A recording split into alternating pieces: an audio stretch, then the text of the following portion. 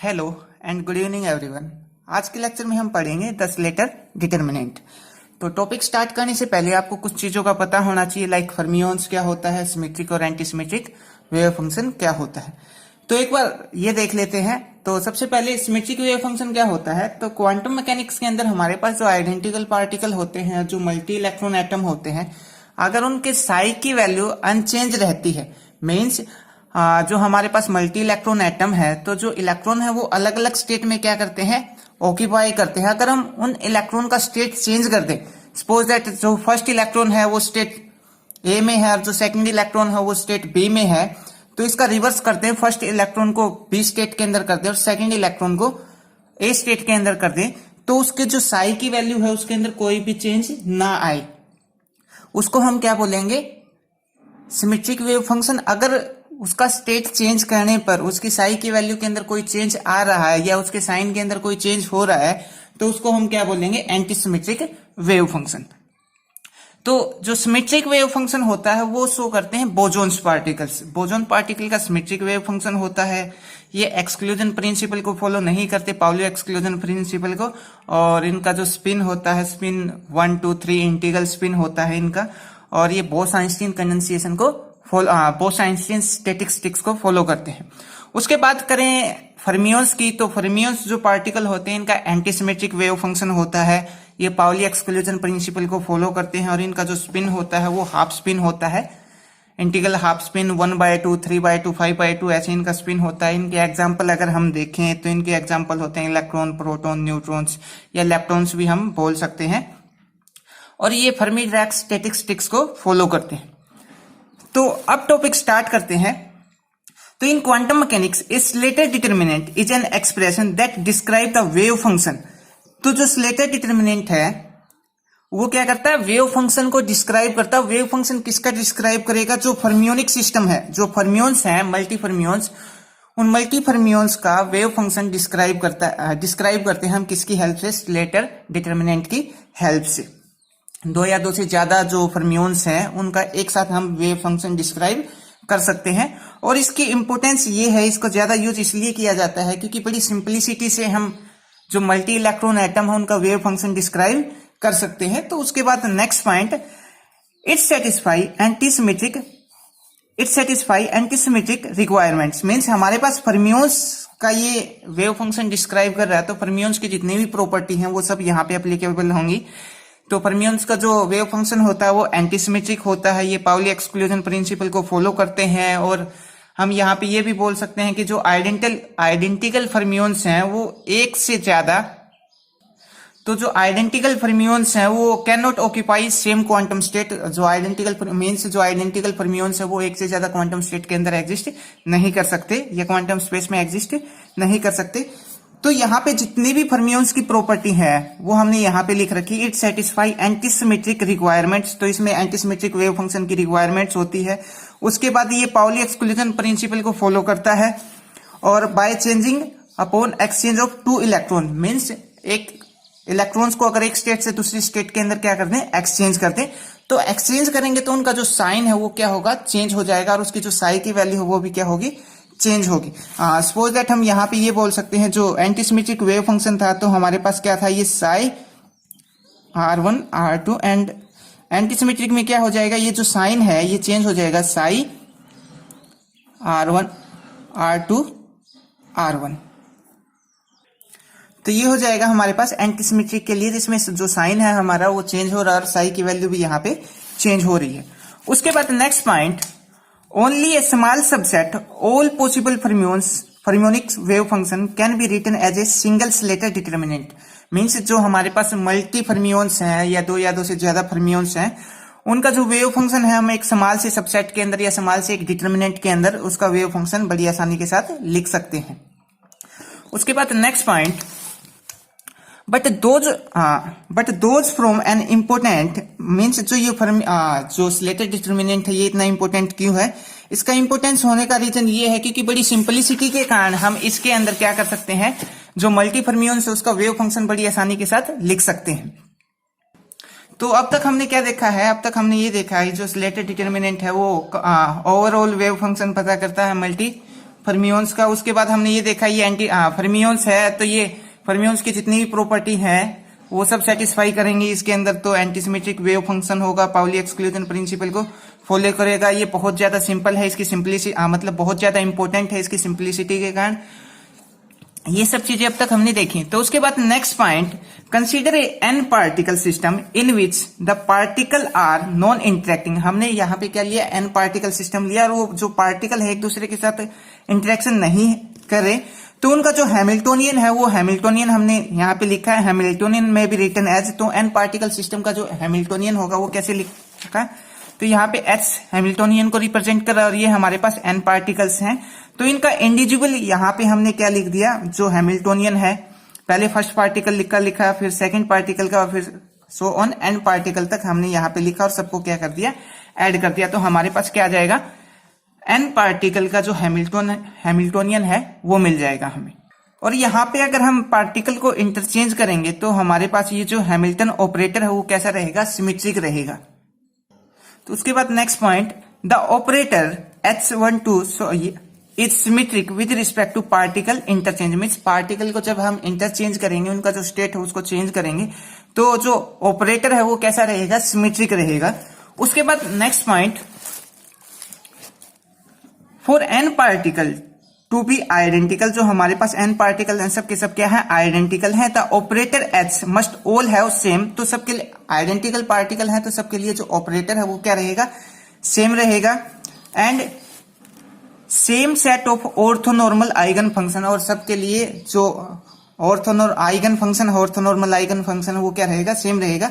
तो यहाँ पे इस पॉइंट में हमने क्या देखा है, जो पार्टिकल है हमारे पास एन पार्टिकल सबके सब क्या है, आइडेंटिकल है। उसके बाद हमने देखा जो ऑपरेटर है, हैमिल्टन ऑपरेटर है, वो सबके लिए सेम रहेगा। उसके बाद जो ऑर्थोनॉर्मल आइगन फंक्शन है वो सब पार्टिकल के लिए क्या रहेगा, सेम रहेगा। उसके बाद next point, the boson the wave function is must be symmetric और antisymmetric. Antisymmetric for fermions means जो बोसोन्स होते हैं हमारे पास उसके लिए जो वेव फंक्शन होता है वो सिमेट्रिक होता है, और जो फर्मियोन्स होते हैं उसके लिए जो वेव फंक्शन होता है वो एंटीसिमेट्रिक होता है। यहाँ पे हम उनका स्पिन भी ऐड कर सकते हैं अगर करना चाहें तो, कि बोसोन का स्पिन क्या होता है और फर्मियोन्स का स्पिन क्या होता है। तो ये मल्टी इलेक्ट्रॉन सिस्टम मीन्स हम यहाँ पे बात कर रहे हैं किसकी, फर्मियोन्स की। A multi electron system considering N non interacting electrons means हमने यहाँ पे मल्टी इलेक्ट्रॉन सिस्टम माना जिसके अंदर हमारे पास एन नॉन इंटरेक्टिंग इलेक्ट्रॉन है। तो उनके लिए जो वेव फंक्शन होगा हमारे पास क्या होगा, वेव फंक्शन हमने यहाँ पे फर्स्ट पार्टिकल एन पार्टिकल माने हैं या एन इलेक्ट्रॉन माने हैं, तो पहले पार्टिकल के लिए जो पहले इलेक्ट्रॉन है उसके लिए wave function psi1 psi2 psi3 psi N so on psi n तक हमने यहाँ पे उनका इंडिविजुअल वेव फंक्शन लिख दिया।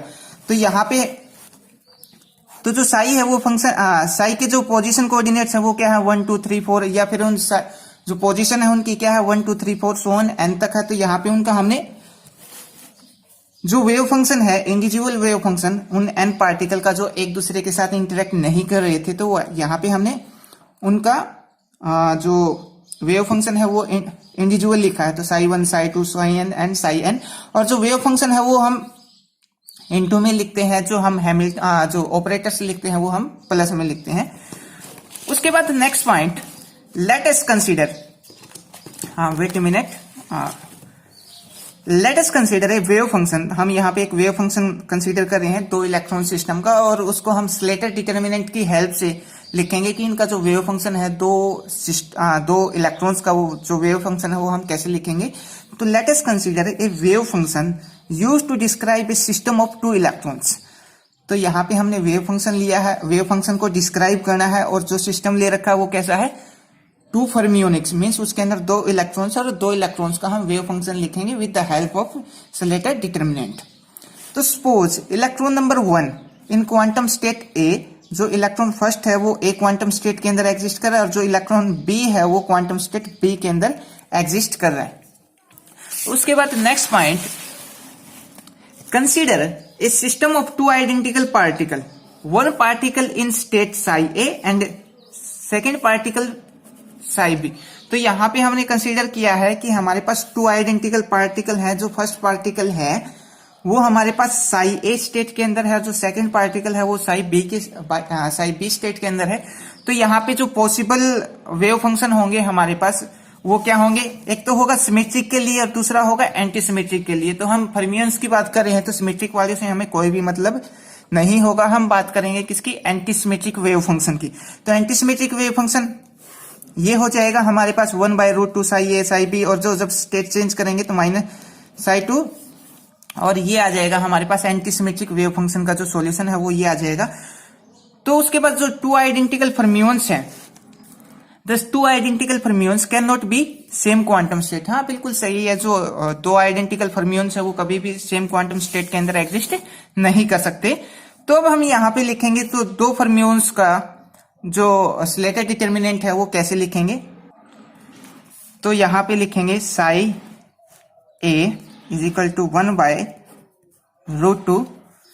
ये 1/√2 क्या है, जो नॉर्मलाइजेशन फैक्टर है वो है, यहाँ पे 2 किस लिए आया, क्योंकि 2 इलेक्ट्रॉन्स के लिए कर रहे हैं हम यहाँ पे, तो ये आ जाएगा साई ए साई बी, ऐसे लिखना है पहले आपको, psi A and psi B. ये डिटर्मिनेंट ये 1 ये 2 सॉरी हाँ ये भी 1 और ये 2 और ये भी 2। तो ये दो पार्टिकल्स के लिए हमारे पास क्या आ जाएगा, जो स्लेटर डिटर्मिनेंट है वो ऐसे आएगा। तो ये 2 इलेक्ट्रॉन्स के लिए था। अगर हमारे पास 3 फर्मियोन्स है, 3 इलेक्ट्रॉन है, 3 इलेक्ट्रॉन सिस्टम के लिए अगर हम लिखेंगे तो क्या आ जाएगा, साई ए इक्वल टू 1/√3। फिर से हम वही लिखेंगे, psi A psi B psi C, यहां पे भी psi A psi B psi C, same as psi A psi B and psi C. और यहाँ पे ब्रैक 1 2 एंड 3 1 2 एंड 3 1 2 एंड 3। तो अगर 3 पार्टिकल हैं तो हमारे पास 3 × 3 का मैट्रिक्स होगा, 2 पार्टिकल्स है तो 2 × 2 का मैट्रिक्स होगा, और जो 4 पार्टिकल है तो 4 × 4 का हमारे पास मैट्रिक्स होगा। ऐसे ही अगर हम n पार्टिकल्स के लिए लिखना चाहें तो n पार्टिकल्स के लिए भी लिख सकते हैं। n पार्टिकल्स के लिए क्या हो जाएगा, ये होगा हमारे पास साई ए इज इक्वल टू 3 पार्टिकल्स के लिए थे तो 1/3 था, यहाँ पे n पार्टिकल्स के लिए क्या आ जाएगा 1/√n, और यहाँ पे psi A psi B sorry psi A and so on psi A n तक, यहाँ पे 1 2 सो ऑन n तक। उसके बाद यहाँ पे psi B 1 psi B 2 and so on psi B n तक, और सेम एज यहाँ तक, यहाँ पे भी साई सी 1 साई सी 2 एंड साई सी n तक। और सेम अगर हम नीचे की बात करें तो यहाँ पे A B C so on कहाँ तक जाएगा, n तक जाएगा, साई n 1, उसके बाद Sai n 2 and Sai n 3। तो ये हमारे पास किसके लिए हो जाएगा, n पार्टिकल सिस्टम के लिए हो जाएगा। तो इसी को हम क्या बोलते हैं, स्लेटर डिटर्मिनेंट बोलते हैं। अब यहाँ पे इसका मतलब क्या है जो हमने लिखा है, सबसे पहले 2 वाले स्टार्ट करते हैं। तो यहाँ पे जो फर्स्ट इलेक्ट्रॉन, यहाँ पे अगर हम बोलेंगे तो जो फर्स्ट इलेक्ट्रॉन सिट हुआ है या बैठा है वो किसके अंदर, फर्स्ट इलेक्ट्रॉन है हमारा साई 1 ए स्टेट के अंदर, और जो सेकंड इलेक्ट्रॉन है वो हमारा किसके अंदर है, साई बी के अंदर है। ऐसे ही हम यहाँ पे इनको भी रिप्रेजेंट करके बता सकते हैं। और सेम एज हम जो थर्ड वाला जो 3/3 का है उसके अंदर भी, और n/n वाला है उसके अंदर भी हम रिप्रेजेंट करके बता सकते हैं। और यहाँ पे एक इंपॉर्टेंट पॉइंट्स और रहता है, वो पॉइंट क्या है, तो यहाँ पे जो स्पिन ऑर्बिटल है वो किसके इक्वल होगा, स्पिन ऑर्बिटल को हमने x से रिप्रेजेंट किया है, वो किसके इक्वल होगा, स्पेशियल पार्ट इनटू में स्पिन फंक्शन। जो स्पेशल पार्ट है उसको हम r से डिनोट कर देते हैं यहाँ पे, और जो स्पिन फंक्शन है उसको हम यहाँ पे ओमेगा से डिनोट कर देते हैं।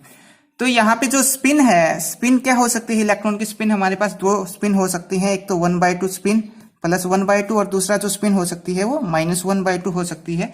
तो जो प्लस हाफ स्पिन है उसको हम यहाँ पे अल्फा से रिप्रेजेंट कर देते हैं, और जो माइनस हाफ स्पिन है इसको हम बीटा से रिप्रेजेंट कर सकते हैं। तो यहाँ पे जो स्पिन ऑर्बिटल निकालना है तो इसके लिए हमारे पास क्या है, स्पेशियल पार्ट है, और इनटू में क्या है, स्पिन फंक्शन है।